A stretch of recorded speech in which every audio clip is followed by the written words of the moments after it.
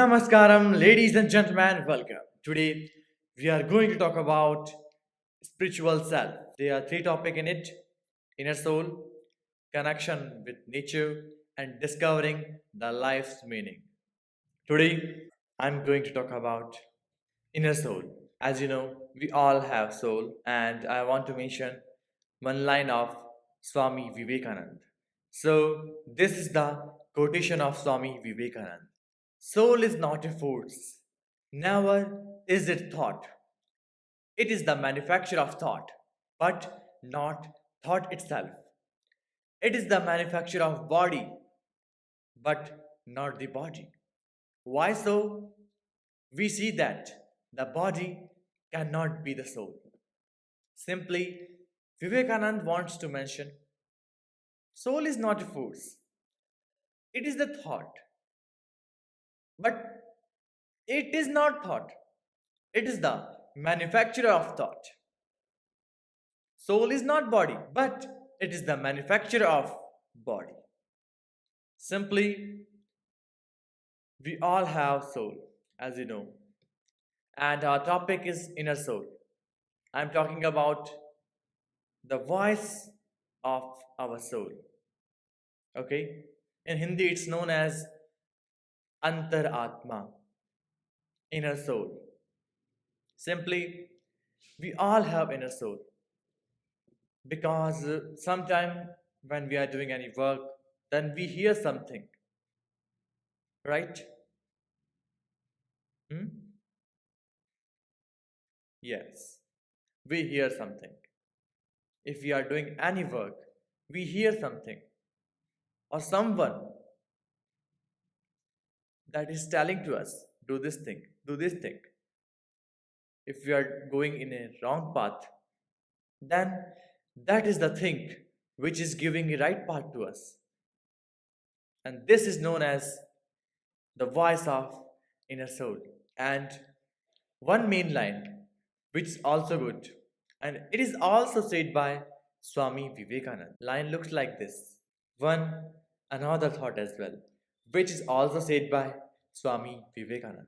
One another thought as well, and the thought looks like this. Soul is the only reality, and we have forgotten it. Simply, a lot of person, a numerous person in whole world, just forgotten what is soul. That's the reality. We have to remember who we are, why we are present on the planet Earth, what is the work of ourselves being a human. We have to discover it. Now we are talking about inner soul. So I just want to say this thing. It doesn't matter where we are, what we are doing, because if we are doing any work, we have to give our complete focus. For example, if you are preparing for NEET, UPSC, MD, MBBS, BSc, BTech, IIT, ITI, anything, if you choose any focus, you have to give your 100%. It's not like that, like you just chosen one thing. For example, UPSC, you are preparing for it, and you think, okay, like just enjoy because I just complete my 11th, 12th.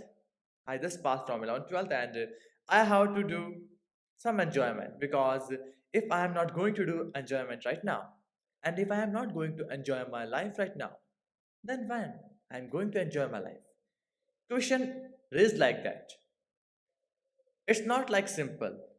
If you are going to enjoy these 2 years, then maybe you can lose a fantastic chance and a golden chance which is in front of you right now. You are going to lose this, really, because you are going to waste your precious time when we are in the age of 18 to 25. This is the really precious time for each and every person. They can make their future and they can destroy their future. Depends on you what you have to do. When we are doing any work, just simply hear the voice of inner soul.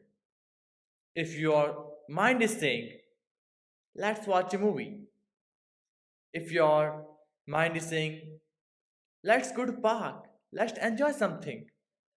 But on that moment, hear the voice of your inner soul. One main thing as well. Please differentiate between two voices, your brain's voice and your inner soul voice. Okay? Brain's voice and inner soul voice. That's the main thing. Because if you are going to confuse in this thing, then maybe a lot of time your brain's voice is coming from your brain and you are considering that voice as a inner soul voice or inner voice. That is really not a good thing. Because whenever, where, or whatever, if your inner soul is saying something, then it is pretty much important than any other thing what you are doing on that moment. It doesn't matter what you are doing. If I am doing an operation, if I am having a call, my brain is saying, oh my goodness, one important person is calling me, just pick up. But my soul is saying, no, right now I have to do operation. If my brain is going to deviate a little bit, then maybe that patient can die. We have to remember this thing because inner soul didn't tell the wrong thing. This is the reality. Whenever the inner voice is coming from your inside, the voice is true. It can't be false or fake as well. Depends on you. If you can understand and differentiate between your brain's voice and your inner soul voice, remember it. Now, I'm going to show you the next quotation of Swami Vivekananda. Power will come, glory will come, goodness will come, purity will come, and everything that is excellent will come when this sleeping soul is rose to self conscious activity. I think you got the point of Swami Vivekananda. In that quotation, Swami Vivekananda is going to describe this thing. Power will come. A lot of us are in the world are really looking for power. It doesn't matter which power, political power and any other power. Glory. I think you know, a lot of person in the world are only living for glory, reputation. Simply, power will come, glory will come. Goodness, which is the pretty important thing in our life. So, power will come, glory will come, goodness will come, purity will come. Nowadays, so less person are having purity in their soul, in their mind, because our soul is pure, but our mind is not pure. That's the thing. Because soul can't be impure. Soul is pure, but we are not going to hear our inner soul's voice. We are just going to neglect it. After some time, I am going to describe what is the effect of neglecting the inner soul's voice on human being, on us, on you, and on complete society. Everything that is excellent will come when this sleeping soul is rose to self conscious activity. Simply, power will come, glory will come, goodness will come, purity will come, and everything that is excellent will come when the sleeping soul is roused to self conscious activity. Our sleeping soul is going to awake. So, first point is this in your life, just awaken your sleeping soul. That is the most important point in your life. Remember it. I hope you understand what is soul. Now we are going to talk about the inner soul. As you know, we all have inner soul, right? Now I'm going to tell how human being is going to neglect the voice of inner soul. Sometime we are having some sound from our inner side. This is known as the voice of inner soul. I'm not talking about the sound which is coming from your brain. No. I'm talking about the sound which is coming from your inner soul. Simply, if you are doing any bad work, any work, if you're confused in decision making, then just hear the voice of your inner soul, because that is the true and eternal voice. I'm going to give an example. When I'm not present on planet Earth, that's the true story, by the way, and that story is of my mom. When my mom is of 1 year, on that moment something happens with my mom, and on that is my mom just died. And my mom's father, I used to say my mom's father as Nana Sahab. So on that moment my Nana Sahab just bring my mom's body to different hospital, and all the doctors are telling the same thing: she's died, she's died, she died. On that moment my Nana Sahab is not going to believe on that thing. So in the last, my Nana Sahab just bring my mom's body to one hospital which is present in the Jaipur, Chandpol Bazaar, Shravan Kumar Hospital. On the days, there are four doctors: Shravan Kumar, younger son, elder son, and their daughter as well. They are four doctors. So they are like the team of four doctors, family doctors simply. On that moment, my Nana Sahab just bring my mom to Shravan Kumar Hospital, and then my Nana Sahab said, just check. Shravan Kumar checked and said, she died. But my Nana Sahab is not going to believe on it. They said, just check my daughter again. And Shravan Kumar is just checking again. And with the grace of God, they found one lifeline symptom in the little finger of the leg. After that, Shravan Kumar, inner soul is saying, just treat that children and you can make it alive again. Shravan Kumar just heard the voice of the inner soul. They said to my Nana Sahab, wait for only some time. I'm definitely going to alive the children again. On that moment, my Nana Sahab is also in the tension, and he's also praying to God. And after completing of 3 and 4 hours of treatment, my Nana Sahab just hear the voice of my mom, and then my Nana Sahab just relaxed. After that, they just bring my mom to home again. But on that moment, the Shravan Kumar didn't look on the money. That's the great thing. For example, nowadays a lot of doctors are like that. I'm not talking about the whole doctor community, but so many doctors are having this thing: greediness. But nowadays, the greediness is not major issue, because when anybody is going to reach to hospital, on that moment, the doctor is not going to treat. He's saying, it's our rule. First give the money, then we are going to treat that patient. And think like that, guys. If Shravan Kumar is also thinking like that, just give first money, then I am going to treat your daughter. Then maybe my mom can die. Really. But Shravan Kumar heard the voice of their inner soul, and then they just treat my mom. Shravan Kumar is not present right now on the planet Earth.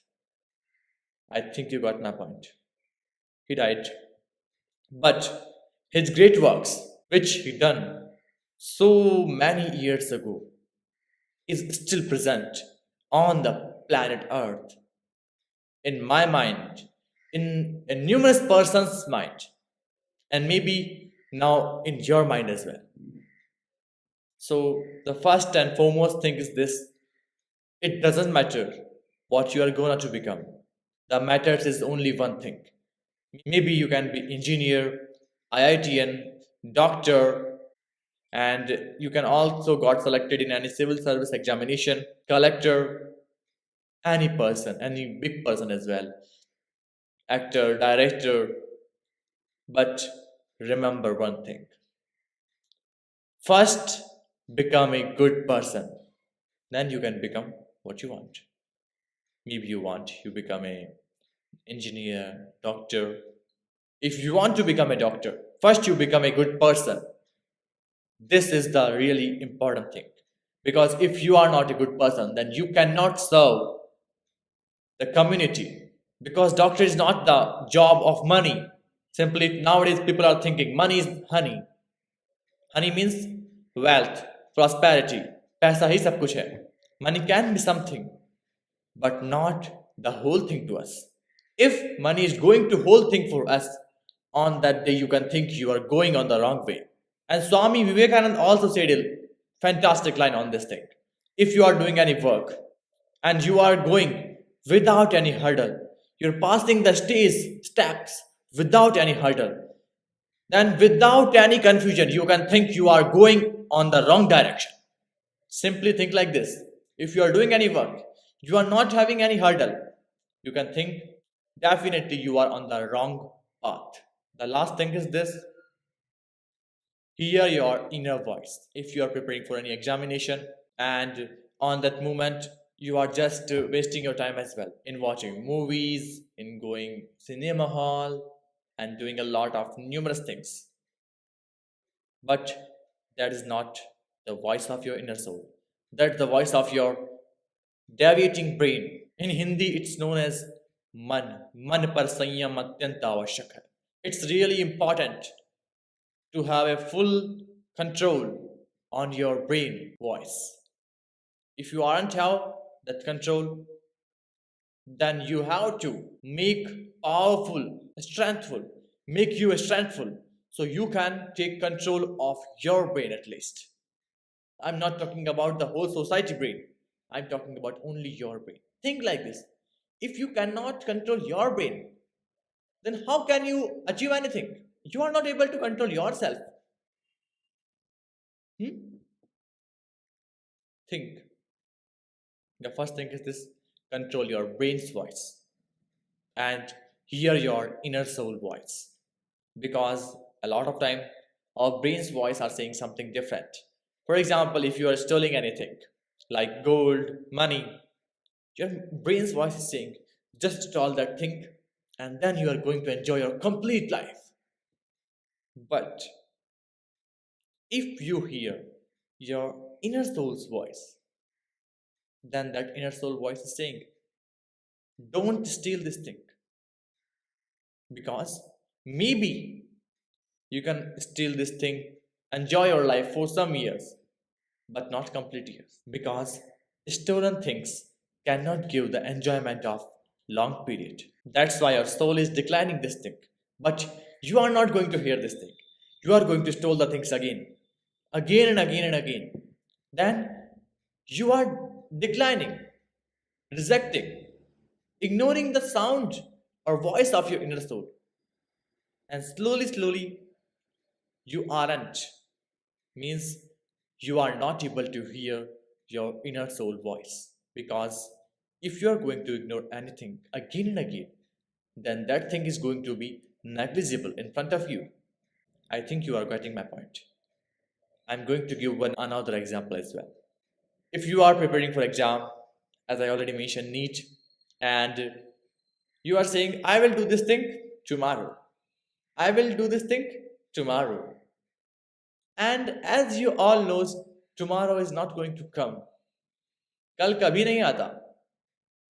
Because the next day always says the further next day is tomorrow. The tomorrow is also tomorrow. The tomorrow's tomorrow means the day after tomorrow is also tomorrow. The 2 day after is also tomorrow. That's why you have to do the work. At that same time, stay focused what you are doing. Because if you're going to ignore your inner voice, if you're preparing for NEET, you are going to ignore your inner voice, then maybe you are not going to hear that inner voice again and again. As your father and mother used to say, hey, do this thing, do this thing, do this thing. But you are not going to hear that thing. Then maybe your father and mother are thinking, if we are saying anything that are not going to work on our son or our daughter, in future, maybe they are not going to say that thing again. So please stay focused, stay alert. If any person is saying the things for the good willing of your life, just hear those things. And you can hear two persons' voice without any doubt, father and mother, and third person as well, Guru. I'm not talking about teacher, I'm talking about Guru because there is a lot of difference between teacher and Guru. I'm going to tell one thing, remember it. Guru wo jo gur sikhaye. Okay. And at last, I want to say if you are having any problem in your complete or entire life, if you are having any confusion, just hear your inner soul voice. And still you are confused, then just wake up in the 4 a.m. in the morning. I'm talking about Brahma Muhurat. Stay calm, think on that confusion. Definitely, without any doubt, you are going to find a solid answer of your confusion. Simply, your confusion is going to resolve, definitely. No doubt at all. So, the next part, connection with nature, is going to describe by Dhruvi Kumari Rajesh Bhai Patel. Hello, myself Dhruvi Patel, and my topic is connection with nature. So, first of all, what is the meaning of connection with nature? Nature connectedness is the extent to which individuals include nature as part of their identity. Introduction. The term connection to nature is frequently used to describe our enduring relationship with nature, including emotions, attitudes, and behavior.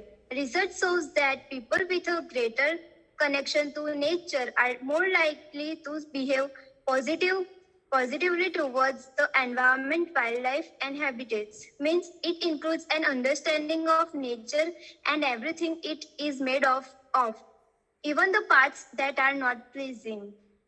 Ancient wisdom describes human beings as having 5 layers of experience: the environment, the physical body, the mind, the institution, and ourself or spirit. Henry David Thoreau has said that live in each season as it passes, breathe the air, drink the drink, taste the fruit, and resign yourself to the influence of the earth. It means our connection with the environment is our first level of experience and one of the most important. Eco-psychology. The construct of nature connectedness is also related to a branch of psychology called eco-psychology. It is an interdisciplinary and transdisciplinary field that focuses on the synthesis of ecology and psychology and the promotion of sustainability. This branch seeks to examine how human well-being is related to the well-being of the natural environment. It is distinguished from conventional psychology as it focuses on studying the emotional bond between humans and the earth. How are we connected with nature? Our relationship with the natural environment can be understood through the concept of biophilia and the biophilia hypothesis. This term is defined as humans' innate need to affiliate with other life such as plants and animals. This essentially means that humans have a desire to be near nature. Our connection with the environment is our first level of experience and one of the most important. If our environment is clean and positive, it has a positive impact on all the other layers of our existence. As a result, they come into balance and we experience a greater sense of peace and connection within ourselves, with other around us. From a sustainable marketing perspective, the fundamental relationship between humans and nature is the ongoing exchange and change of resources.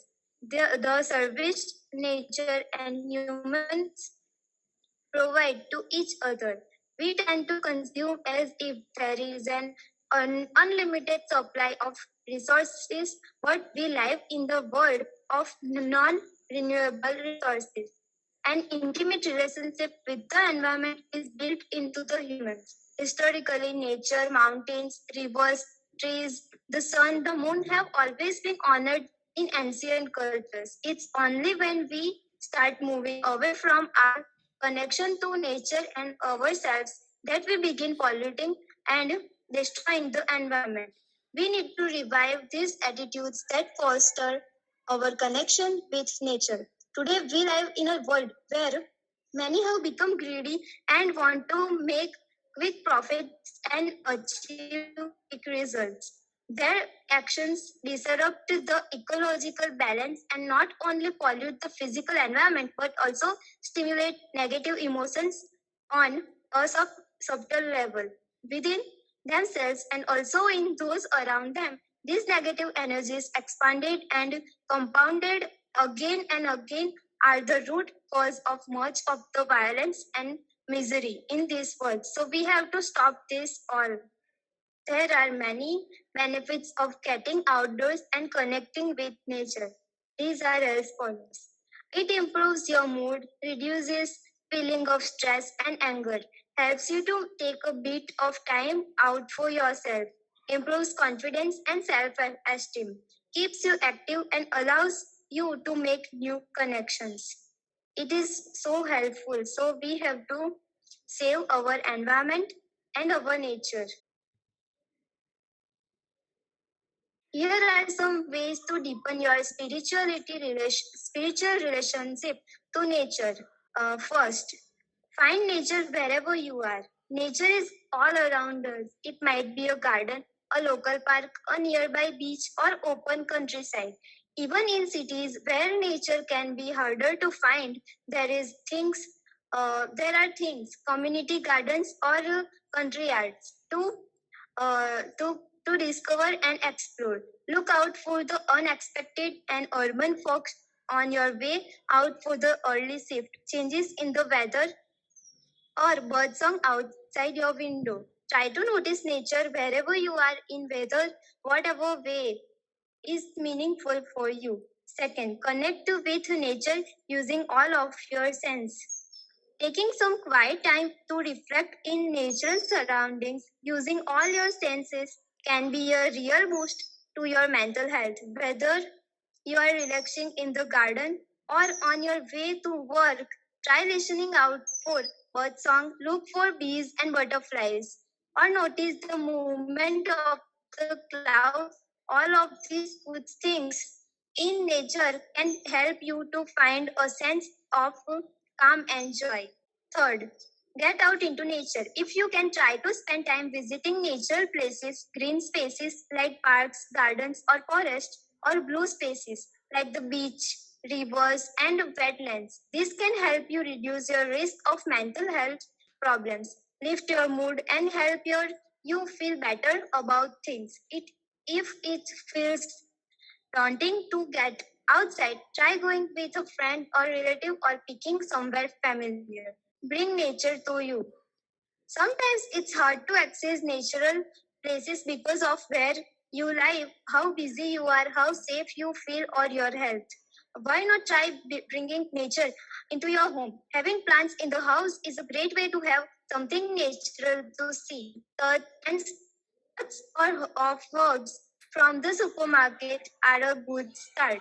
If you have a garden, allotment, or balcony, think about how you can make the most of it. Grows flowers, plants, or vegetables, get a bird feeder and take in the sights and sounds around you. If planting isn't your thing, you can also connect to nature through stories, art, and sound recordings. Watching films or TV programs about nature are also great way to connect with the reflect on nature. Exercise in nature. If you are physically able to exercise, try to do it outside.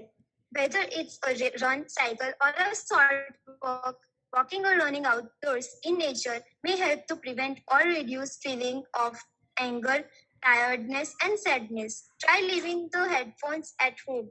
Unless you are listening to nature sounds, of course. Or why not try Now, new routes that bring you closer to green spaces or water. Combine nature with creativity. Try combining creativity with your natural environment. This could involve taking part in creative activities outside, like dance, music, or art. All of these things can help reduce stress and improve your mood. You could also increase your sense of connection by taking photos, writing, drawing, or painting pictures of the landscape plants or animals, noticing the beauty of nature and expressing this creativity can help you find meaning and an emotional connection to nature that will stay with you for a lifetime. Last one is protect nature. Taking care of something can be a really great way to feel good. And what better thing to take care of than nature? Nature is truly amazing. Do what you can to look after nature in your actions and choices. This can be as simple as recycling to walking instead of driving, or even joining community conservation or cleanup gardens. In the conclusion, we have to taking care of nature can help you feel that you are doing your part, and that can make you feel more positive all around. Thank you. Myself, Kunderi Jency, and I am going to tell you few insights about discovering life's meaning. How can we discover the meaning of life in simple ways? Our main emphasis is on spiritual self. So eventually, we should start with spirituality influencing us. The main spirituality influencing us is the God itself. So here we go. Many people believe that we, humankind, are the creation of a supernatural entity called God.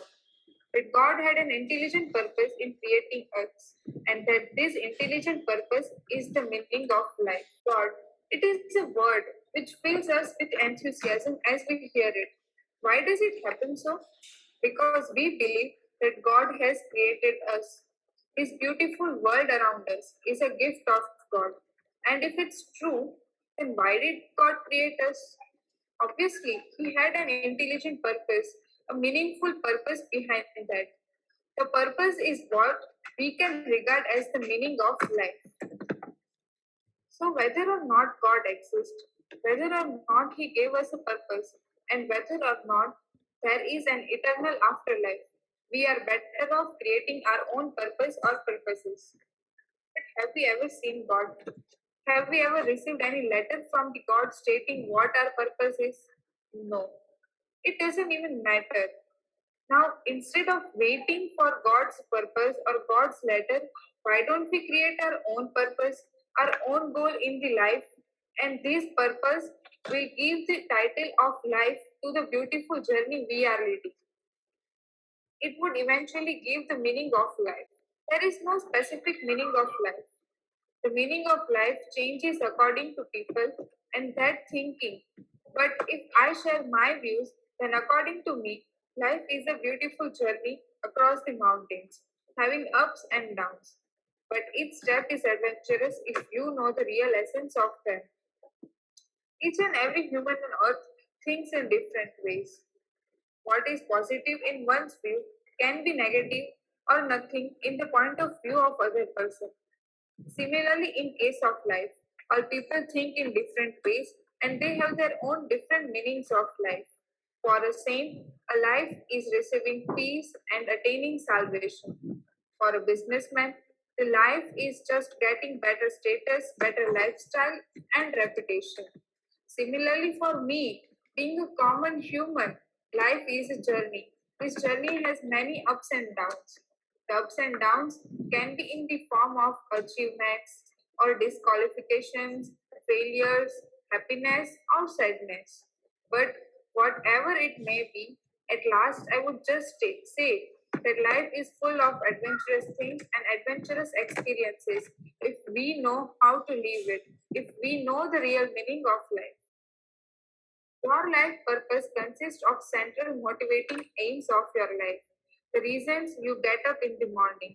Purpose can guide life decisions influence behavior, shape goals, offer a sense of direction, and create meaning.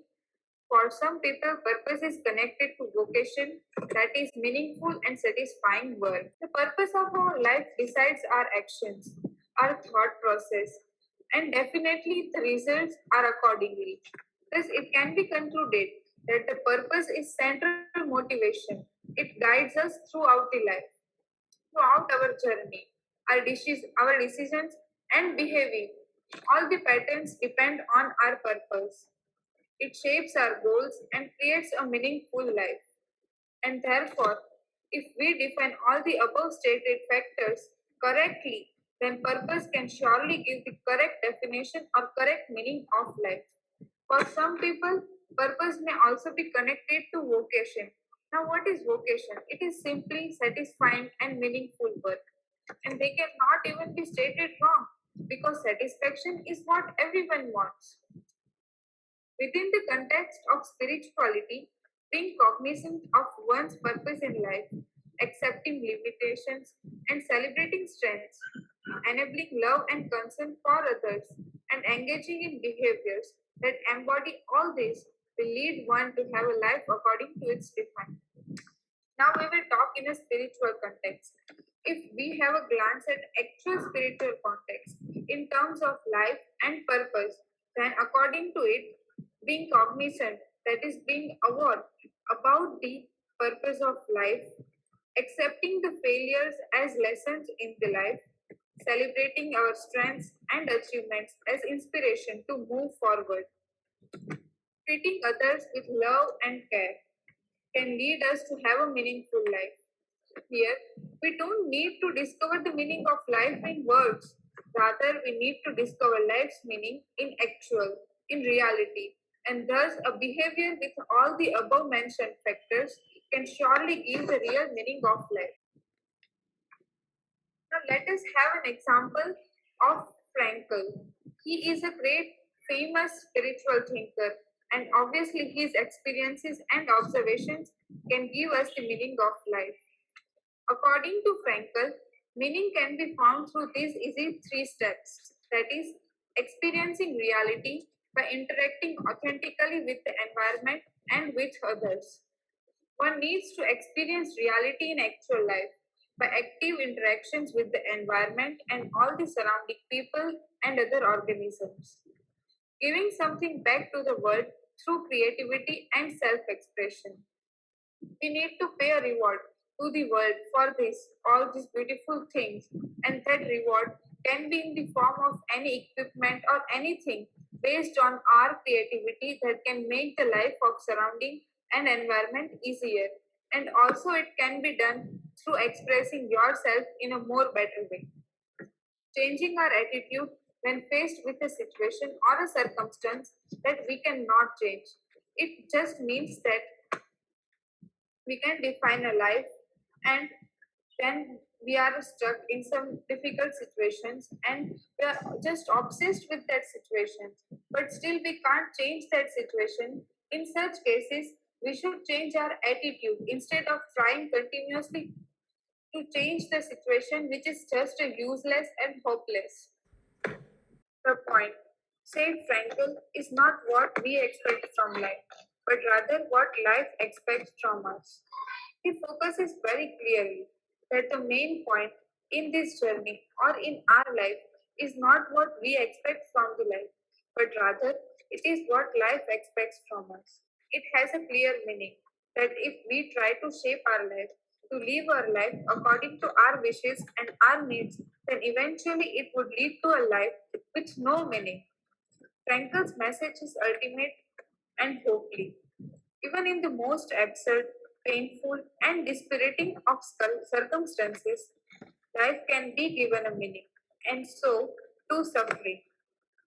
Even if we are stuck in some painful and hopeless situations where there is no solution to get out, then life can still be given a meaning, and the suffering which is caused during the journey or during the painful situations is the meaning of life. The only conclusion from these facts is that the ultimate meaning of life is purpose. Our purpose shapes our thoughts, defines our actions, destines the results, and decides the fruit. Yes. So finally, we can conclude that the main purpose of our life is what the meaning of life is. It shapes a meaningful life. If we choose our purpose of life correctly and meaningfully, then obviously our life will be meaningful. Thank you. पुनर्दर्शनाय Jai Mahakali.